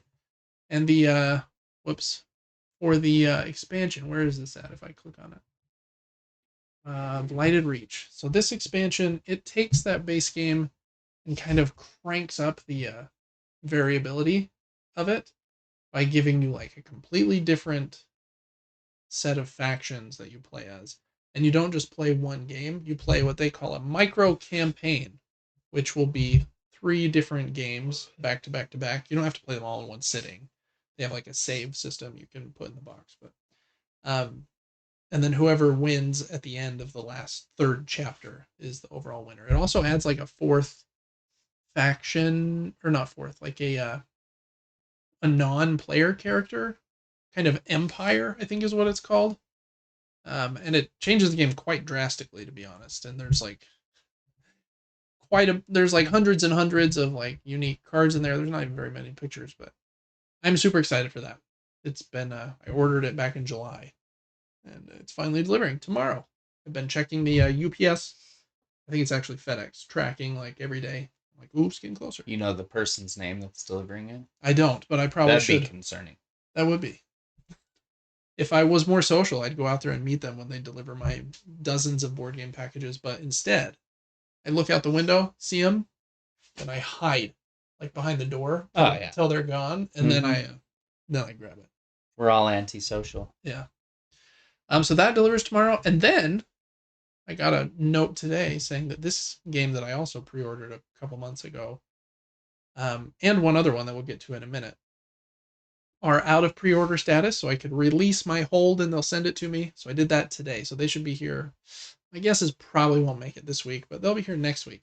Next one, or this one's Daitoshi, another game by Danny Garcia that we talked about earlier with the... Love that guy. What game was that? Coming of age game about the teenagers growing up in the arcade and stuff. This one is, I think it has this cool round board here. Oh, that's not a great picture. And I think you're moving around kind of this rondel, but you're also adjacent to this big forest. And I can't even remember the theme so much, but I just like his games so much that I kind of ordered it on blind faith. So maybe that was a dumb idea, but I like the dual layered boards. It looks really cool. It's a heavier Euro game. Probably, what did the weight say? I think it's like 3.5. 3.9. We're cooking up there, but that doesn't have very many votes yet. Your Arc expansion was like 4.4. 4.5 or something. Which I don't think is true. Arcs is not that complex, but the expansion does crank it up a little bit. So anyways, I'm excited for a couple of these more complex games to show up. And then in that Daitoshi order will also be this one, Pagan Fate of Roanoke. How would you pronounce that? Roanoke. And this one is a 2-player only game where one player plays as a witch hunter and the other player plays as the leader of a coven of witches that's trying to protect this list of suspects, one of which actually is a witch, but the other ones are innocent. And so the witch hunter is trying to figure out which of these 9 cards in the center is the witch. And if they can figure that out and like take them to trial or something, then they win. And the other one is trying to hide it from them. So there's a bit of like deduction and hiding, which is cool. But then it's also like a card play game. So I think that you'll really enjoy this one. Devin really likes the card games that have cool combos and stuff. And I think the theme here is really cool too. It has a few expansions as well, and you can get them and then get into like deck building where like before the game starts, I'm like, okay, I'm going to construct my 50 card deck or whatever. And it's going to be different this time than last time, but I just got the base version for now to see if we enjoy it. But excited to try both of those. That was quite a bit of talking, but hey, I like pulling up pictures from time to time. And I don't think I had any of those pictures up on the screen. So we're on the wrong scene. You guys just watched us the whole time. Well, there they are for a second. But anyways, that's just going backwards. Here's Pagan, Fate of Roanoke. And if we hit back a few times, then you'll see Arcs for a second. I bet that looks hilarious because it's us just staring up. Oh, yeah. And Daitoshi here with the cool wheel. That's so funny. Anyways, so you had to use your imagination a little bit there. Or if you're listening to us in audio only, then you really had to. And now you thought we were showing them something on the screen that we totally weren't. So joke's on us, I guess. But or on me for not hitting the button on the stream deck. But those are the games I'm excited about for the coming week. All right, Devin, there's only a few items of news today, and they're all video game related. The first one is definitely the biggest that people have been talking about for the last couple of days. Nintendo had a new internal meeting, which has a very exciting name. Corporate Management Policy Briefing. That's a meeting I want to be in. Yeah, me too. But there were a few important things that they mentioned there. I am going to switch. Okay, we switched to the screen scene, and now we're going to send this. Maybe you already did. No, I tried. I didn't know how. Oh, it's again because it's a Twitter thing, huh? I could read you the tweet. There you go. Yeah, do something. I got you. I need to delete Twitter off of the iPad now too, I guess. Oh, this is Furukawa. I think he's Nintendo's president. At today's corporate management policy briefing, we announced that Nintendo Switch software will also be playable on the successor to Nintendo Switch. Nintendo Switch Online will be available on the successor to Nintendo Switch as well. Further information about the successor to Nintendo Switch, including its compatibility with Nintendo Switch, will be announced at a later date. Nice. That's surprisingly pretty big news, because I don't think Nintendo has had a backwards compatible unit for quite a while. Sorry for the train honking in the background. They pretty consistently are reselling Wii U games and Wii games on the Switch currently. So some people, including myself, were a little bit nervous that they were just going to say, yeah, it's not backwards compatible. They even said in that policy meeting that you're going to be able to buy Switch games on the Switch 2 store. So I'm really excited that they're taking this approach where my library is finally going to move forward with Nintendo. And that makes me more likely to buy games digitally, because then they'll just be playable on the new thing. So excited about that. They also mentioned they're growing in other markets and they're not changing their timeline on announcing the Switch 2. Probably not going to be anytime soon, because if they announced it now, right before the holidays, people wouldn't buy the Switch 1 as much. So probably really late December or early next year, I imagine. So anyways, backwards compatibility for the Switch. Very cool. Next up, Warner Brothers said that Hogwarts Legacy has now sold. Was this also a tweet? No, I sent it over. Oh, you already sent it over. Look at you go. Okay, screen. Maybe it's not there. It is there. Look at that. This is Devin's favorite game. He's played it 7 times. I did enjoy it. I really did. Yeah, I enjoyed it too. I didn't finish it, but I thought it was well made. I just, I don't know. At that moment when it came out, I was a little bored of open world games, and it was another one at the moment. But it is pretty cool. The combat's pretty good, even though it feels weird to just be able to say Avada Kedavra to a spider and stuff. Yeah, if you don't take the unforgivable curses throughout the game and just basically leave them in inventory and not use them, there were some parts of that game that were extremely difficult. Yeah. Mm-hmm. The news about this game, though, is that it has sold 30 million units now, which is a monstrous number. And Warner Brothers has said that they are making future games in this series a very high priority, and that they will tie into the upcoming HBO series, which is pretty cool. I hope exciting. I hope that HBO knocks that out of the park, because I think they've said they're doing like a season for each book. So if they do Really? 7 seasons, like that would be really cool. People are gonna love that, but they're gonna criticize it so hard. Oh, for sure. Just like Rings of Power and stuff. So I'm gonna love it. Yeah, I think I'll probably like it too. I imagine HBO will put like the highest level of quality on it. So yeah, I hope it's great. Anyways, that's the Hogwarts Legacy update. And then the last little one, Take-Two, who publishes a lot of huge games, their biggest being Rockstar's Grand Theft Auto, said that Grand Theft Auto 5 has now sold over 205 million units, which is a monstrous number. It is 11 years old, so it came out on the PlayStation 3 and then was re-released on the PlayStation 4 and on the PlayStation 5. And they also said that Grand Theft Auto 6 is still on track for fall 2025. So doesn't seem like that's going to slip yet, but we'll see. You're telling me the most current GTA started on the PS3? It did, yeah. That's why it plays so bad. Yeah. Mm-hmm. But it's enjoyable. Just the big open world and it's just nonsense. Mm-hmm. And like the really slow movement where they like kind of trudge. Yeah. Yeah, those are supposed to be pretty fun. I've never played one for more than like an hour, and that was just like, how long can you last before the cops catch you? Which is kind of a fun experiment with rocket launchers and helicopters and stuff. All right, Devin, that's going to bring us to crowdfunding corner for this week. This is today's November 6th, so this crowdfunding corner will go out on November the 8th. First up here, well, I guess just a little heads up. We usually show games that are somewhat interesting to me. I choose them. There's almost an unlimited number, and so it's hard to include everything. So sorry if I missed something that you're interested in. I'm generally kind of a Euro gamer at heart, so that's kind of where I lean. But this first one is from All Play, and they do a bunch of small games in little boxes. Devin, I have 3 of them right here, standing up here. Wow.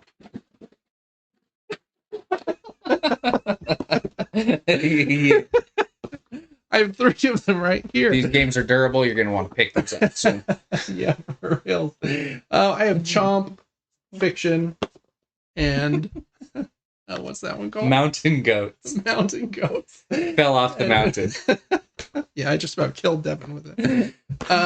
They're pretty fun, like smaller games in this cool square-sized box was my point here. Just kind of little games.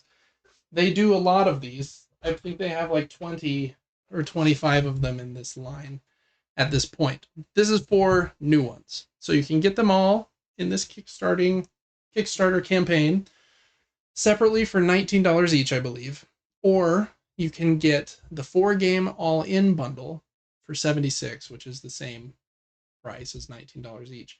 But if you do the 4-game bundle, you get all of the premium components and any expansions for those 4 games included for free. So you can see like the expansions for each of those games that either have like premium upgraded poker chips or upgrading the cardboard chits to I don't know what those are, premium tokens or bonus staff cards or these big meeples for the other 2 games. So they give you what they say are $58 in extra stuff if you get that 4-game bundle, which is a little tempting, to be honest. But let's look at the 4 games. They are Ruins. Ruins, I think, has pretty cool kind of art style. I like the weird art. And you're trying to get these different cards, and the game comes with sleeves and these cool transparent cards that you will layer on top of the base card. And you're trying to, I don't know fully, but you're trying to make some cool ruins with that. And the idea is it's a card shedding game. You're trying to get the cards out of your hand before everyone else can. But I really like the aesthetic, and it reminded me when I was reading it of a game I really love called Scout, which is an excellent card shedding game, but this one has a little bit more going on with that layering of the transparent cards. But I don't know, I really like the way those transparent cards look. It's a cool feature that I feel like whenever I see it, I'm like, ooh, cool. But I think I only have 1 game in my collection that actually uses this, and it's not even in the same way. It's Cloud Age, where it comes with sleeves that have clouds printed on the sleeves, and then you put the cards in the sleeves, and you can only see portions of the card through the clouds, which is also a cool kind of anti-transparency. But anyways, that one is Ruins. That's the first game there. It kind of explains here how you play. Again, I love how those look. So hopefully I wonder what those are made out of. It can't be paper, right? They'd have to be plastic. I assume so. Yeah. Anyways, and you play different sets from your hand. Again, kind of gave me Scout vibes when I was reading this. But all right. Ooh, and I like the deluxe upgrade here is instead of cardboard pieces, you got wooden pieces, and you got big poker chips. Again, instead of cardboard pieces there. Okay, next one is called Odd Land. Has these quirky, weird-looking animals. And this one is a tile laying game where you are, I say tile, but it's actually cards. The cards have 4 different biome squares on them, and you'll be overlapping different sections in order to kind of alter the land. And then you can place your weird-looking animal meeple on a spot to score points. Like it says this Bagator, which is a weird-looking dude, scores 2 points per space in neighboring water territories or something like that. So every animal is scored differently. So you're playing down a card and then placing down an animal in order to score as much as you can. And the upgrade here for these are really cool, like wooden versions of the. I like the where'd it go? I just saw a pigeon horse. Oh yeah, Pidgeorse. Oh, this is a moving image. That makes sense. The gator, the kangaroo, Owloose, Grizzleap. So weird, but I kind of like the weirdness, to be honest. Tells you how to play here a little bit, and it comes with an expansion with a Cheetoise. It's a tortoise cheetah and a whalephant. And again, the game would come with these cardboard pieces, but if you buy it in the 4-game bundle and get the deluxe upgrade, it comes with wooden standees for those dudes. So, and there's a bunch of them, it looks like. Anyways, that's a fairly simple game there about kind of a puzzle in the center of the board. Next up is one called Vegas Strip. This is a game for 2 to 6 players, plays in about 40 minutes, and in this game, you're bluffing, and you're trying to you're putting your own markers in front of these different casinos. Let's see if I can show an image of it right here. And you can put up to 2 of your pieces in front of a casino, and you'll have some hidden information. Like I know that this casino and this casino are corrupt, but the rest of them are not corrupt, or something like that. You won't know all the information, but you'll know some. So you're trying to bluff and not let your opponents know that you know which one is corrupt. The one that you score differently based on whether one is corrupt or not. Let me see. How does it say the scoring works again? I feel like it was right here, actually. If it's a corrupt casino, I think when scoring a corrupt casino, the highest bidder wins 10 points and everyone else gets nothing. In a non-corrupt casino, whoever has the most points there loses, and everyone else gets points equal to their bid, which are cool contrasting ideas there. So that's Vegas Strip. The extra stuff here is the upgraded bet tokens.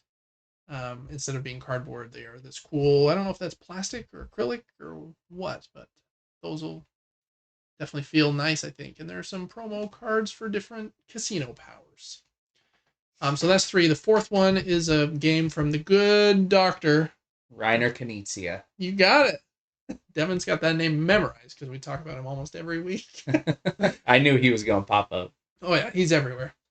This game, I think, is a remake of an earlier game with maybe a couple of changes. And in this one, you are trying to get sets of different kinds of money. And I'm trying to remember exactly how you score. You are bidding for cards like at the exchange, but then you can use the cards you bid to trade for the bids of other players. Reading how the game works was a little wonky. I think seeing like a round in action would help for sure. And then you score all the sets you have of different currencies, which just looks like different colors of money, I guess. You have 200 or more of a currency type, you score the value of that currency. If it's under 200, you score the value of that currency minus 100. So I imagine you could get negative for some if you don't get very many points of a certain color. So, anyways, also has a deluxe upgrade with some cool meeples. So, anyways, All Play, they do good stuff. I think that these 4 games seem pretty interesting, to be honest. Some of their other ones, like let me show you. They have, oh, this is actually cool. If you get the All 4 game bundle, it includes this wooden All Play token, and it will give you a unique code on the back, and each code is redeemable for 1 free tiny game in their tiny box line. I don't know which games they have in that line, but also very, very $4 shipping in America, even if you get all 4 games. Pretty crazy. So I don't know. I think it's a pretty good value if you want like quick games. Some of them from really famous designers that have a bit more game than the box would make you think. So, anyways, that is the 4 game collection from All Play. And that one ends, I think, if I can scroll to the top because I can't see the scroll bar. There we go. On November 14th, like most of the games that we'll be looking at today do. Okay, next up is one called Grunaville. And this is kind of an economic strategy game where you are trying to buy and expand land, then rent the land to make money, and you can like put different buildings. It has this cool round board. It's supposed to be a bit heavy, and it doesn't have a ton of backers at this point, but it's gotten some pretty good buzz from some people online, such as Rado and others. Very unique art style. This is a pretty indie game. I think it's like the 3rd game designed by this guy named Rudy. What was his name? Lost it somewhere. Rudy. And published by his company, Rudy 3. Game is by Rudy Przynski. And there's 2 different versions. The base version and then a deluxe version that comes with metal coins. Like I said, I feel like I'm ultra zoomed in here, so I'm going to try and zoom us back out to 100% if I can. Oh, that's too far. Let's go to 90, actually. I don't mind how that looks. And it gets that big button out of my face. Okay. Yeah, in how to play here, looks like you are expanding.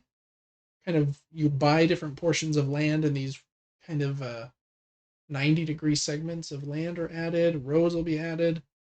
And then you can rent out the land, plant trees. As a very kind of indie art style as well. You're also like keeping resources, and there's a fluctuating market of how much those resources cost to use. There's a weird looking, what is that? A 1, 2, 3, 4-sided die in a weird shape. And yeah, just a very quirky, unique looking game. So I wanted to give it a shout out. It looked like one that could be really cool. I like fluctuating markets, and kind of economic focused games with markets like that. So Grunaville is on GameFound, and that one is I think also on there until the 13th. Yeah, until the 13th of November. Okay, next up is, I thought it was called Mutagen, but in the video they called it Mutagen. So it's one of those 2 words. And it's a customizable worker placement game set in a biopunk universe. And it's published by Dronda Games, who I really enjoy their games recently. I have what's the train one called? It's called Isle of Trains All Aboard. I thought it was right behind me. It's actually right behind Devin. They've been making some really killer stuff lately, so I'm kind of intrigued by this one. As artwork by the Micho, Okay, so yeah, Dronda, I feel like they've been doing really cool stuff lately. Really like the artwork in this strange game. What universe did they call it? Biopunk. You ever heard of Biopunk, Devin? No. Like Bioshock? I don't know. And steampunk. Steampunk? Yeah. This is a worker placement game where you have different workers, and I think one of them's like an engineer and a mechanic, and you'll be sending them to different places on the board. Then you can also mutate those workers in different ways, and they'll get like some extra perk. And so they actually have attachable little items that you can place on the workers to show their mutation, which is a pretty cool thing. I have a game behind me called Oak that has kind of a similar vibe where when you get an upgraded worker, you get to put a different like outfit piece on the meeple, and it is fun to do that. Again, I really like the artwork by the Micho. It looks pretty I don't know. I don't know if commonplace is the right word, but the worker placement looks. The board, I guess, is maybe my one complaint. It looks pretty basic. Like there's 1, 2, 3, 4, 5, 6 spots there. You can't see my cursor. Like here are the 6 chunks you can set your worker, which I guess in worker placement games, that's not too uncommon. But I didn't like the way the board looked for some reason. But I do think the artwork's really cool. I think it looks fun. Even if worker placement seems like it's maybe used too much in games nowadays, I like the mechanism. So I don't know. I guess I'm complaining about nothing. But yeah, it has a solo mode, and in the deluxe version, you get those little hand pieces that will made from soft PVC that will attach onto the meeples. They also have in that deluxe version 2 expansions from David Turksey and Johnny Pack that are just like 2 mini expansions you can add as well. So, anyways, I think the game looks cool. That is Mutagen from Drawn to Games, and it is also on Kickstarter until the 14th, I believe. No, sorry, the 13th. Okay, next up is a party game. This one is called Half Truth Second Guess. This one was designed by Ken Jennings, the Jeopardy guy, who I think hosts Jeopardy now, and won like a bunch in a row. And Richard Garfield, who I think designed like Magic the Gathering. So like 2 pretty sharp dudes. I have the first game, Half Truth, which is a fun party game. Devin, you've played it with me a couple times. In this sequel, it's fairly similar. Just comes with a bunch of new cards, a similar board. The main difference here is in your team, each player gets to decide if they're going to submit like 1, 2, or 3 answers instead of the whole team together as a team. And so if I end up being correct, I contribute to my team's score, even if my teammate, doubled down and was wrong, which I think is cool that each team member will be able to. Is it like that golf game where you take the best shot? Oh yeah, there you go. Best ball. Best ball. Best ball. Half truth. Half truth. Best ball. Yeah, exactly. That's what they're going for here, I guess. But yeah, really great party game. I've enjoyed it a lot. My family, I think, has liked it. It's a trivia game where you don't have to be good at trivia because they're tough questions. Like one of the questions on the back of the box in the first game is like, movies over 3 hours long, and it lists 6 movies like Dances with Wolves and 5 others, and 3 of them will always be true and 3 will always be false. But all 6 of those movies were within like 5 minutes in length of each other, and I was like, I don't know, Godfather 2 or Dances with Wolves. So there's sometimes or things that it's hard to know. So the point there is that the person that knows the most about trivia isn't always going to win in this game. It's about when do I make a safe bet and when do I double down.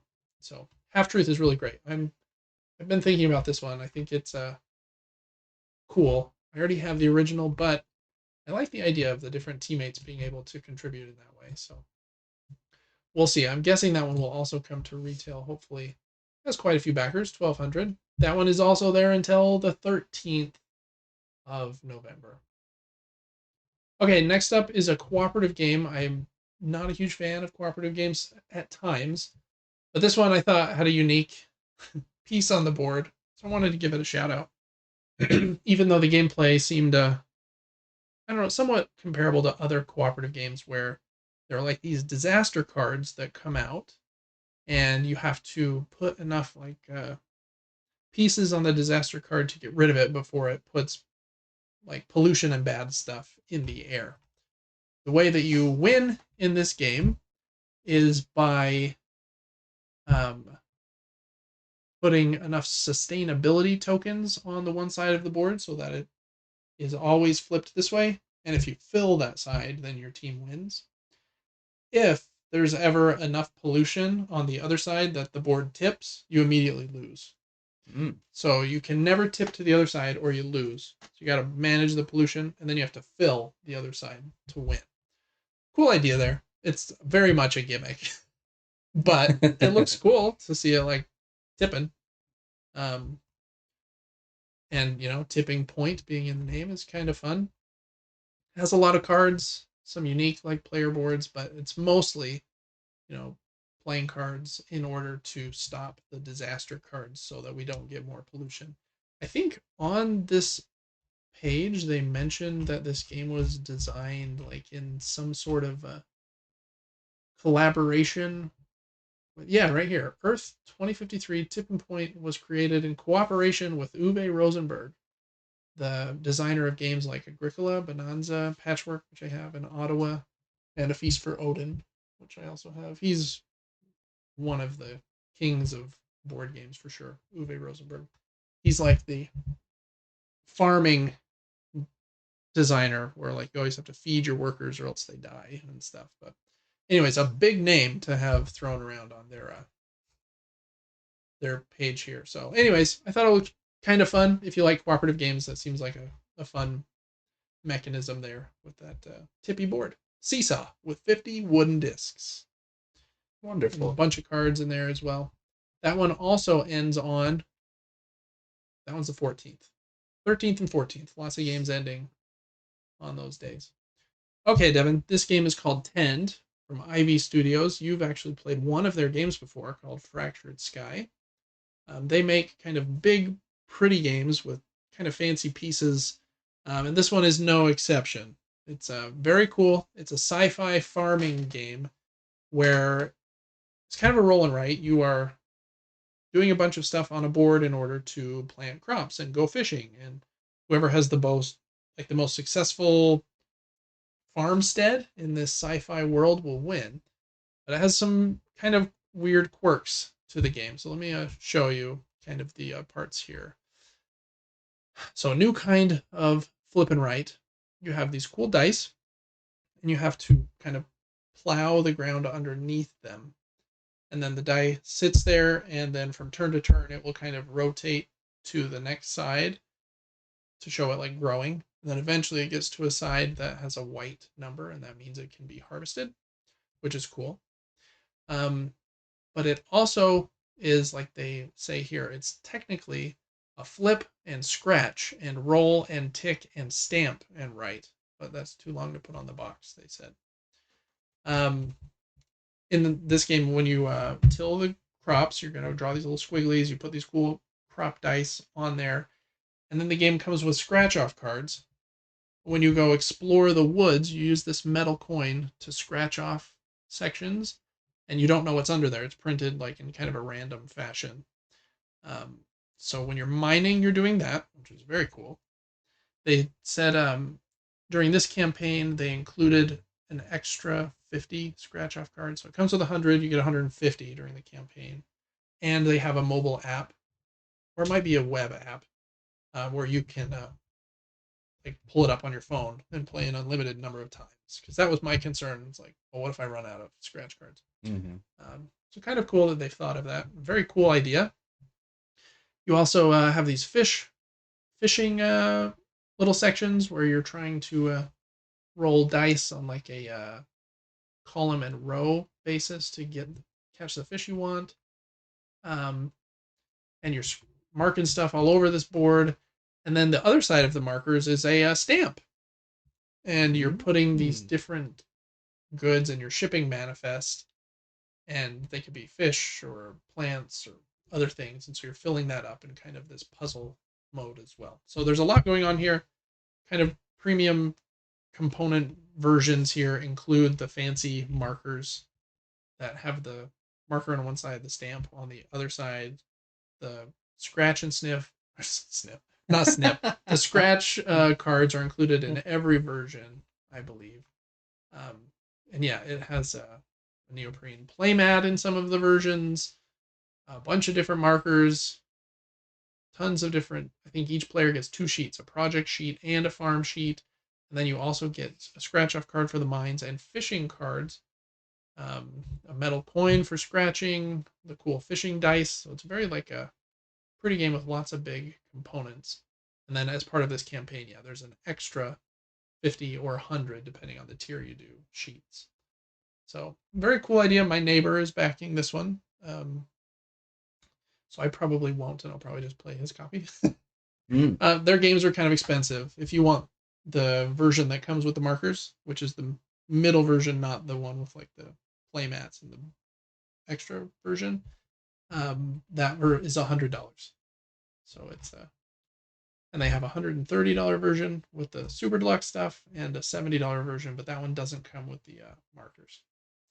So I don't know, kind of unique, for sure. They do unique stuff over there. That is Tend. That one is on Kickstarter until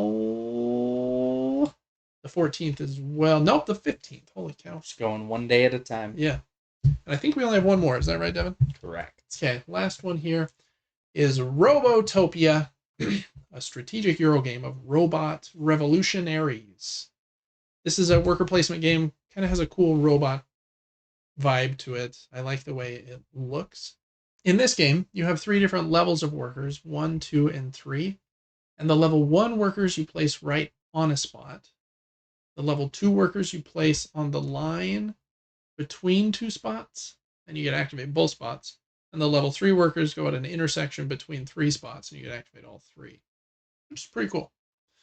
Other than that, it has kind of a cute aesthetic. It looks like it would maybe be a kid's game, but it says like 70 to 120 minutes, and I think like 12 plus at the top. So even though they went with a more cartoony and child-friendly aesthetic, I don't think it's meant for kids. I think it's a Euro game through and through. So as a standard edition with meeples, but I really think if you want this game, you probably want at least the middle edition because it comes with those screen printed custom robot shapes, and I think those just help remembering too. This one has 1 base, this one has 2 bases, and that one has 3. Right? It looks like this guy, he could kind of do like all 3. If you ran out of a 1 or a 2, you could use him for. Yeah, maybe that's what he's for. I'm not sure, but then if you're playing with this one, that just looks like that would be terrible because now I have to remember like what color has 1 foot, and what color has 2 feet. So that's an example of like a component upgrade that I think helps not just it look better, but also it probably plays simpler. And then they have a super deluxe version with playmats and stuff. But cool vibe there, I think, and the idea of the different workers that go out in different ways is also cool. So again, worker placement used a lot nowadays. All right, Devin, that's it for our games this week. What is going to be Devin's pick of the week out of these? How many was that? 8 different games that we looked at for the week of November 8th. It's a tough one for me because I think you're leaning towards Tend. I'm undecided at this point. You choose whatever one you want because I've got a couple. And the pack of 4 games from All Play. Mm-hmm. That's fun. There's so much variety there. Mm-hmm. And then Robotopia just looked funny at the end. Yeah. So I'm choosing half the list. Any one of those stand out more than the others? Tend. I think. Okay. Yeah, I like it. That one I think does look really cool. I watched like a little mini playthrough, and there is a lot going on because you have 2 full sheets of stuff that you're marking, and then you're putting out those like crop dice.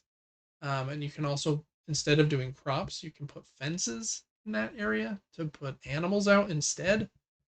And then you can go mining and So it seems like there's quite a few different options and strategies you could employ. You could say, well, I'm just going to fish this game. And then if you upgrade some other stuff, you can fish out further. So you get like this card that sits above your board that's like a different fishing pond. And I don't know, it's kind of crazy. So I think that's a good choice, Devin. For me this week, I'm going to pick the 4 games from All Play. I think the value there is really cool. And I really like the way that a couple of those games sound. Ruins with the transparent cards looks really cool. And Vegas Strip with the kind of bluffing mechanism, I think seems really awesome. So that's one that I've got my eye on with the 4 different games there. Ruins, Oddland, Vegas Strip, and Money. And that's going to do it for Crowdfunding Corner for the week of November 28th. All right, Devin, we're going to hop off of the screen here, back to just our faces. I don't know if I did that screen very well. There was a lot of clicking and loading and ad blocking going on. But hey, we're back. To end our show today, Devin, with an exclusive look at a game we just played today. And we still haven't told you what it is, so we're finally going to go down to the table. Wabam, and there we are, I think. Yep, we played this new game called, called Ironwood. This game is from Mindclash Games, and it's a 2-player game where one player plays as the Ironclad, and that's what I played today. And the other player plays as the Woodwalkers, and that was Devin today. Cool aspects to the game. I'll just quickly tell everybody how it plays, and then we can talk about what we liked or didn't like about it. You play on this board. The Ironclad faction is already here. They have established a forge in the center area, and they have control with 3 of their dudes or warriors on each of the 3 inner mountains. And then the Woodwalkers start in the outside like this. And the Ironclad will be moving their mine around to mine a bunch of these blue crystals. And then they have to drop it back off at a forge, which could be back at home base or one of these later on. And if you do that, then you get the crystals and can use them. You're playing cards out, and both players have 3 turns per round with a card each. The Woodwalkers are trying to attack the drill to steal the crystals and not let the Ironclad get too many. Because if they get 5, they can turn one of their foundations, like this one here, into a forge. And if they get 3 of their octagon-shaped forges out, they win. The Woodwalkers, if they get 3 of their octagon-shaped totems, they win. They have to discover where they are. They're somewhere in the land at one of the 10 mountain sites. And they're kind of randomized by this vision deck here. So Devin has to find those cards, keep them secret from me if he can. There are a few ways that I could look at some of his cards too to know where he might or might not be focused on. Then he has to move his dudes around. Maybe it was here at Aurea. And once he gets next to it, he can use a card to discover a totem. And then he has to secure that totem by quickly, as fast as he can, moving it out to the outer forest, securing that token before I kind of try to fight him and stop him from leaving with it. And if he gets 3 of those, then he wins, because he was able to call this Guardian of the Forest character here to wipe the Ironclad off the land. And if I build 3 forges, I've fully taken over the land, and my foothold is too great to be stopped. So, you didn't like that? It was nice. It's a really cool and very pretty 2-player only game. I really like the touch of having only metal pieces for the Ironclad. I mean, these pieces are awesome. And only wooden pieces for the Woodwalkers. It makes them seem like, that tale as old as time. You got Fern Gully or something here with the forest people and the machines cutting down the forest. This is a bit more serious than that. And it's actually, playing the game isn't very difficult. You usually just play a card and do something on your turn. But assessing the board state and which card should I play, because I need to move dudes in, and then if I do that, am I going to be able to fight? And then force him to retreat. And if I do fight, then I play another card for its effects over here. And is that going to be enough strength to knock him out? And then can I move this totem before the totem fades on the next turn? And can I stop him from building forge from this foundation? If I'm able to like knock all of the Ironclad's dudes out, he doesn't have control of the mountain anymore and then can't build the foundation. So surprisingly, even though it's pretty easy to play, you play 3 cards per round and then kind of do a little reset where you get a couple gems at the start of each round and stuff like that. There's a lot going on the board that complicates it quite a bit. I agree. Mm-hmm. I like that. It kind of... Some people online have been saying this feels like 2-player Root. And I can see that a little bit with like the clearings and like the forest between the clearings. And there is a lot of fighting for sure. And I almost mentioned the Root thing because we have different win conditions because the mechanics for each player are different. And I think that's what makes the game maybe have some longevity. Yeah. You could play it multiple times as different factions. Well, just between the two. Yeah. But as a first-time play, it was interesting because I didn't really understand his mechanics for the Ironclad. Mm-hmm. And so when he was moving, I wasn't 100% sure what he was going for. And I got caught off guard a few times, and he let me go back on my turns and change some things. But I like the big decks. There's a lot of cards in these decks, which give you a big variety. There's not a ton of duplicates either. No, there's some cards that are in there twice, but yes. A lot of them are just singles. Mm-hmm. And so when it's coming down to it, you're like, oh no, I think I'm going to lose this game, but wait, I just got this card that's a passive effect for multiple rounds, or I got a card where I can instantly take some of his troops off the field and I get to pick from where. And so it was cool. It's super, super well balanced. I thought you were going to destroy me. I really did. When you started getting passive effects and whatnot, I was like, I did not play this right, but it ended up coming pretty close. Yeah, no, it really did. I think I had 2 forges pretty fast, but then you caught up and got 2 totems, like almost back to back. Yeah, I agree with everything you said. I think it's really solid. I like the way it looks visually. I did play it solo once last week before we played today. And solo, I feel like, is a little trickier. You have more to manage. I played as the Ironclad against the wooden bot, and the other side of these boards has like the bot rules on it. And then there's also this, see if I can grab it without knocking everything down like I did a minute ago. This pretty big pamphlet that goes over, okay, this is the wooden bot's rules right now. But then at certain points, there's going to be a totem on the board, and so they become exalted. And now their rules change. So you've got basically a double-sided pamphlet just for playing against them. Then when you're playing the wooden warriors and playing against the Ironclad, you use the inside here, and it talks about their actions there. So I thought playing against the wooden bot, the administering the solo bot was a bit cumbersome. So I don't know, maybe that gets better with more plays. But I would imagine if this has a tabletop simulator, playing one player would be much more enjoyable because it would do some of that monotonous reading.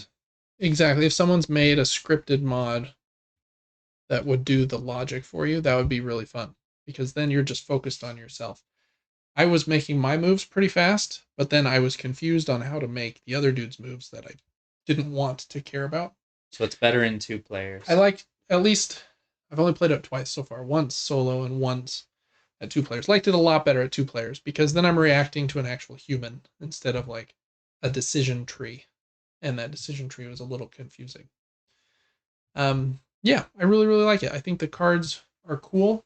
And some of them, like Devin mentioned, can be very helpful in certain situations. There was a point over here when Devin like had a few dudes on, I think there was even a totem there, or there was about to be or something. And I got a card that let me put a white marker on his dudes and that just wouldn't let them move for the rest of the round, which was kind of crazy. And then I think Devin did the same thing to me on one of the mountains.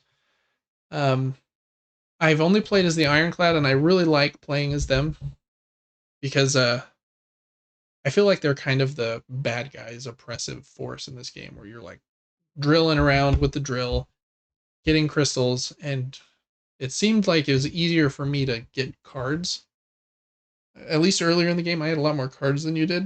You had a lot more troops than I did, and I had a lot more troops. I feel like it's easier for them to get troops out. Because every time the drill moves for the second time, you get to leave a troop in the spot you just left. And it's just a new one. It's just a new troop. That's crazy. So that helps a lot to leave troops behind. And I feel like they move around easier because you're going to move them as a grouping. Mm-hmm. Right? This is one movement to move these 4 dudes to Arya, where that would have been 4 moves for the other faction.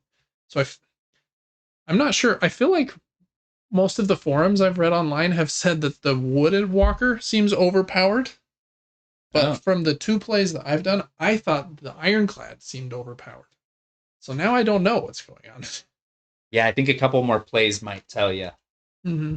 Because I didn't have a strategy the first 50% of that game and really wasn't going toward much. Yeah. Except fighting. Mm-hmm. And I think if I went for my objective quicker, maybe I could have won. Maybe. It was tight. There at the end, you were a turn away from winning if I hadn't won, because I think, right? I think you were a turn or 2 from. You needed to discover maybe another a round totem or 2 away. It's maybe 3 to 5 full turns. Yeah, but if you had been able to stop me one more time, like wiping my dudes out, or taking your crystals, then that would have slowed me down enough where you had time to do those 3 turns or whatever. Yeah, all things considered, it was close. The game is well balanced. Yeah, it seems like it. I feel like the Woodwalker, at least for my brain at this point, seems harder to plan or play as. I don't know though. Maybe not. Yeah, all the Woodwalkers start on the edge of the map and they're unusable on the edge of the map. Right, so you must move them all have to move inward before they have any function. Mm-hmm. And that's a strange mechanic. Yeah, it is hard to get inside. I wonder if like people move more around the outside before they go in. If that's maybe. Like a smart play. I don't know. I do like the golems as like the big warriors but they're hard to get out. Like this card that let me put out a golem, you have to remove a regular dude in order to put him out. Or there was another one that costs a couple crystals, I think, to put out some. I really like the art on the cards is really cool. The board art I really like too. It reminds me of Princess Mononoke. For some reason, I get that vibe from the forest spots. And even from like the little towns here. It just reminds me of that movie for some reason. But then I look at a card and I'm like, oh, it's not like that really at all. But I like the way it looks. It's a very pretty and cool game. Yeah, I don't know. Any other thoughts about it after a single play, Devin? I think we've covered probably most of the... Yeah, we've covered most things. I do like how the order of operations is just... there on your board is really... right on your board. Yeah, you can't really mess that up, which is nice. Yeah, it looked confusing to me at first, but truly after taking 2 turns, I fully understood the processes until something new came up, and then it was easily learned as well. Yeah, I agree. I think the rule book is surprisingly long. And so when I started reading it, I was like, man, is this game going to be more complex than I want it to be? But because this is printed here and like you can keep track of everything really nicely, like my first turn's done, my second turn's done, my third turn's done, because you put the cards right there in this little slot. And these white markers work really well for the cards with the ongoing abilities. Yeah, I think it works really well. So yeah, I don't know that I have much more to say about it. At this point, I really like it. I just need to play some more. I want to try the Woodwalker because I feel like I would stink at using them. Thinking about the moves I was making, like throwing troops around. Like I threw 5 or 6 troops here on the last turn trying to like secure this last spot. I'm like, how do you keep up with that as the other faction when you can't move that quickly? You had some cards that let you move like 5 dudes. But 5 dudes for you is like, I don't know, if there were 5 here, it's like, okay, well I can move 1. And you can't ever move a guy more than once in a turn, so he's done. And then 2, 3, 4, 5, I don't know. And in order to do a second action on that move, I had to spend gems. Mm-hmm. Spend 2 gems to then attack after barely moving those 5. And the Woodwalkers only get 1 gem per turn, whereas the Ironclad get 2. So I don't know. It's very unique. I like it a lot. I like that it seems easier to play than I thought it would after reading the rulebook, and especially after that solo play. I was like, oh no, is this going to be rough? But it's really not when you're playing with another human. So, anyways, really like it so far. Let me know your thoughts in the comments if you have enjoyed this game. It's one that I want to, I think I want to keep it for a while, play it some more, and see if it's one that will make its, I don't know, get its place on my top 2-player games or not. So, anyways, that's going to do it here, Devin, for this kind of early thoughts on Ironwood and for episode 32 of the podcast. We did it. It's we've been recording stuff for 4 hours. How are you feeling? I did not know it was that late. I didn't either. At all. Yeah. I shouldn't have had that energy drink I had before we started, because I feel like I'm ready to go. He's ready for 4 episodes of Impractical Jokers. There you go. I do like or that the show. More responsible thing and doing playthroughs of games. Yeah, I do enjoy playthroughs of games as well. All right, well, thanks so much for listening, watching. Make sure to check out the rest of the content we do on Super Game Brothers and Gaming Top Down. Check us out on patreon.com/supergamebrothers if you want to write into the show, get early access to the shows, all kinds of good stuff. And we will see you next week for episode 33. What's 33? What's my age? Oh, what's my age again? There you go. Cool. All right, till then, see you later.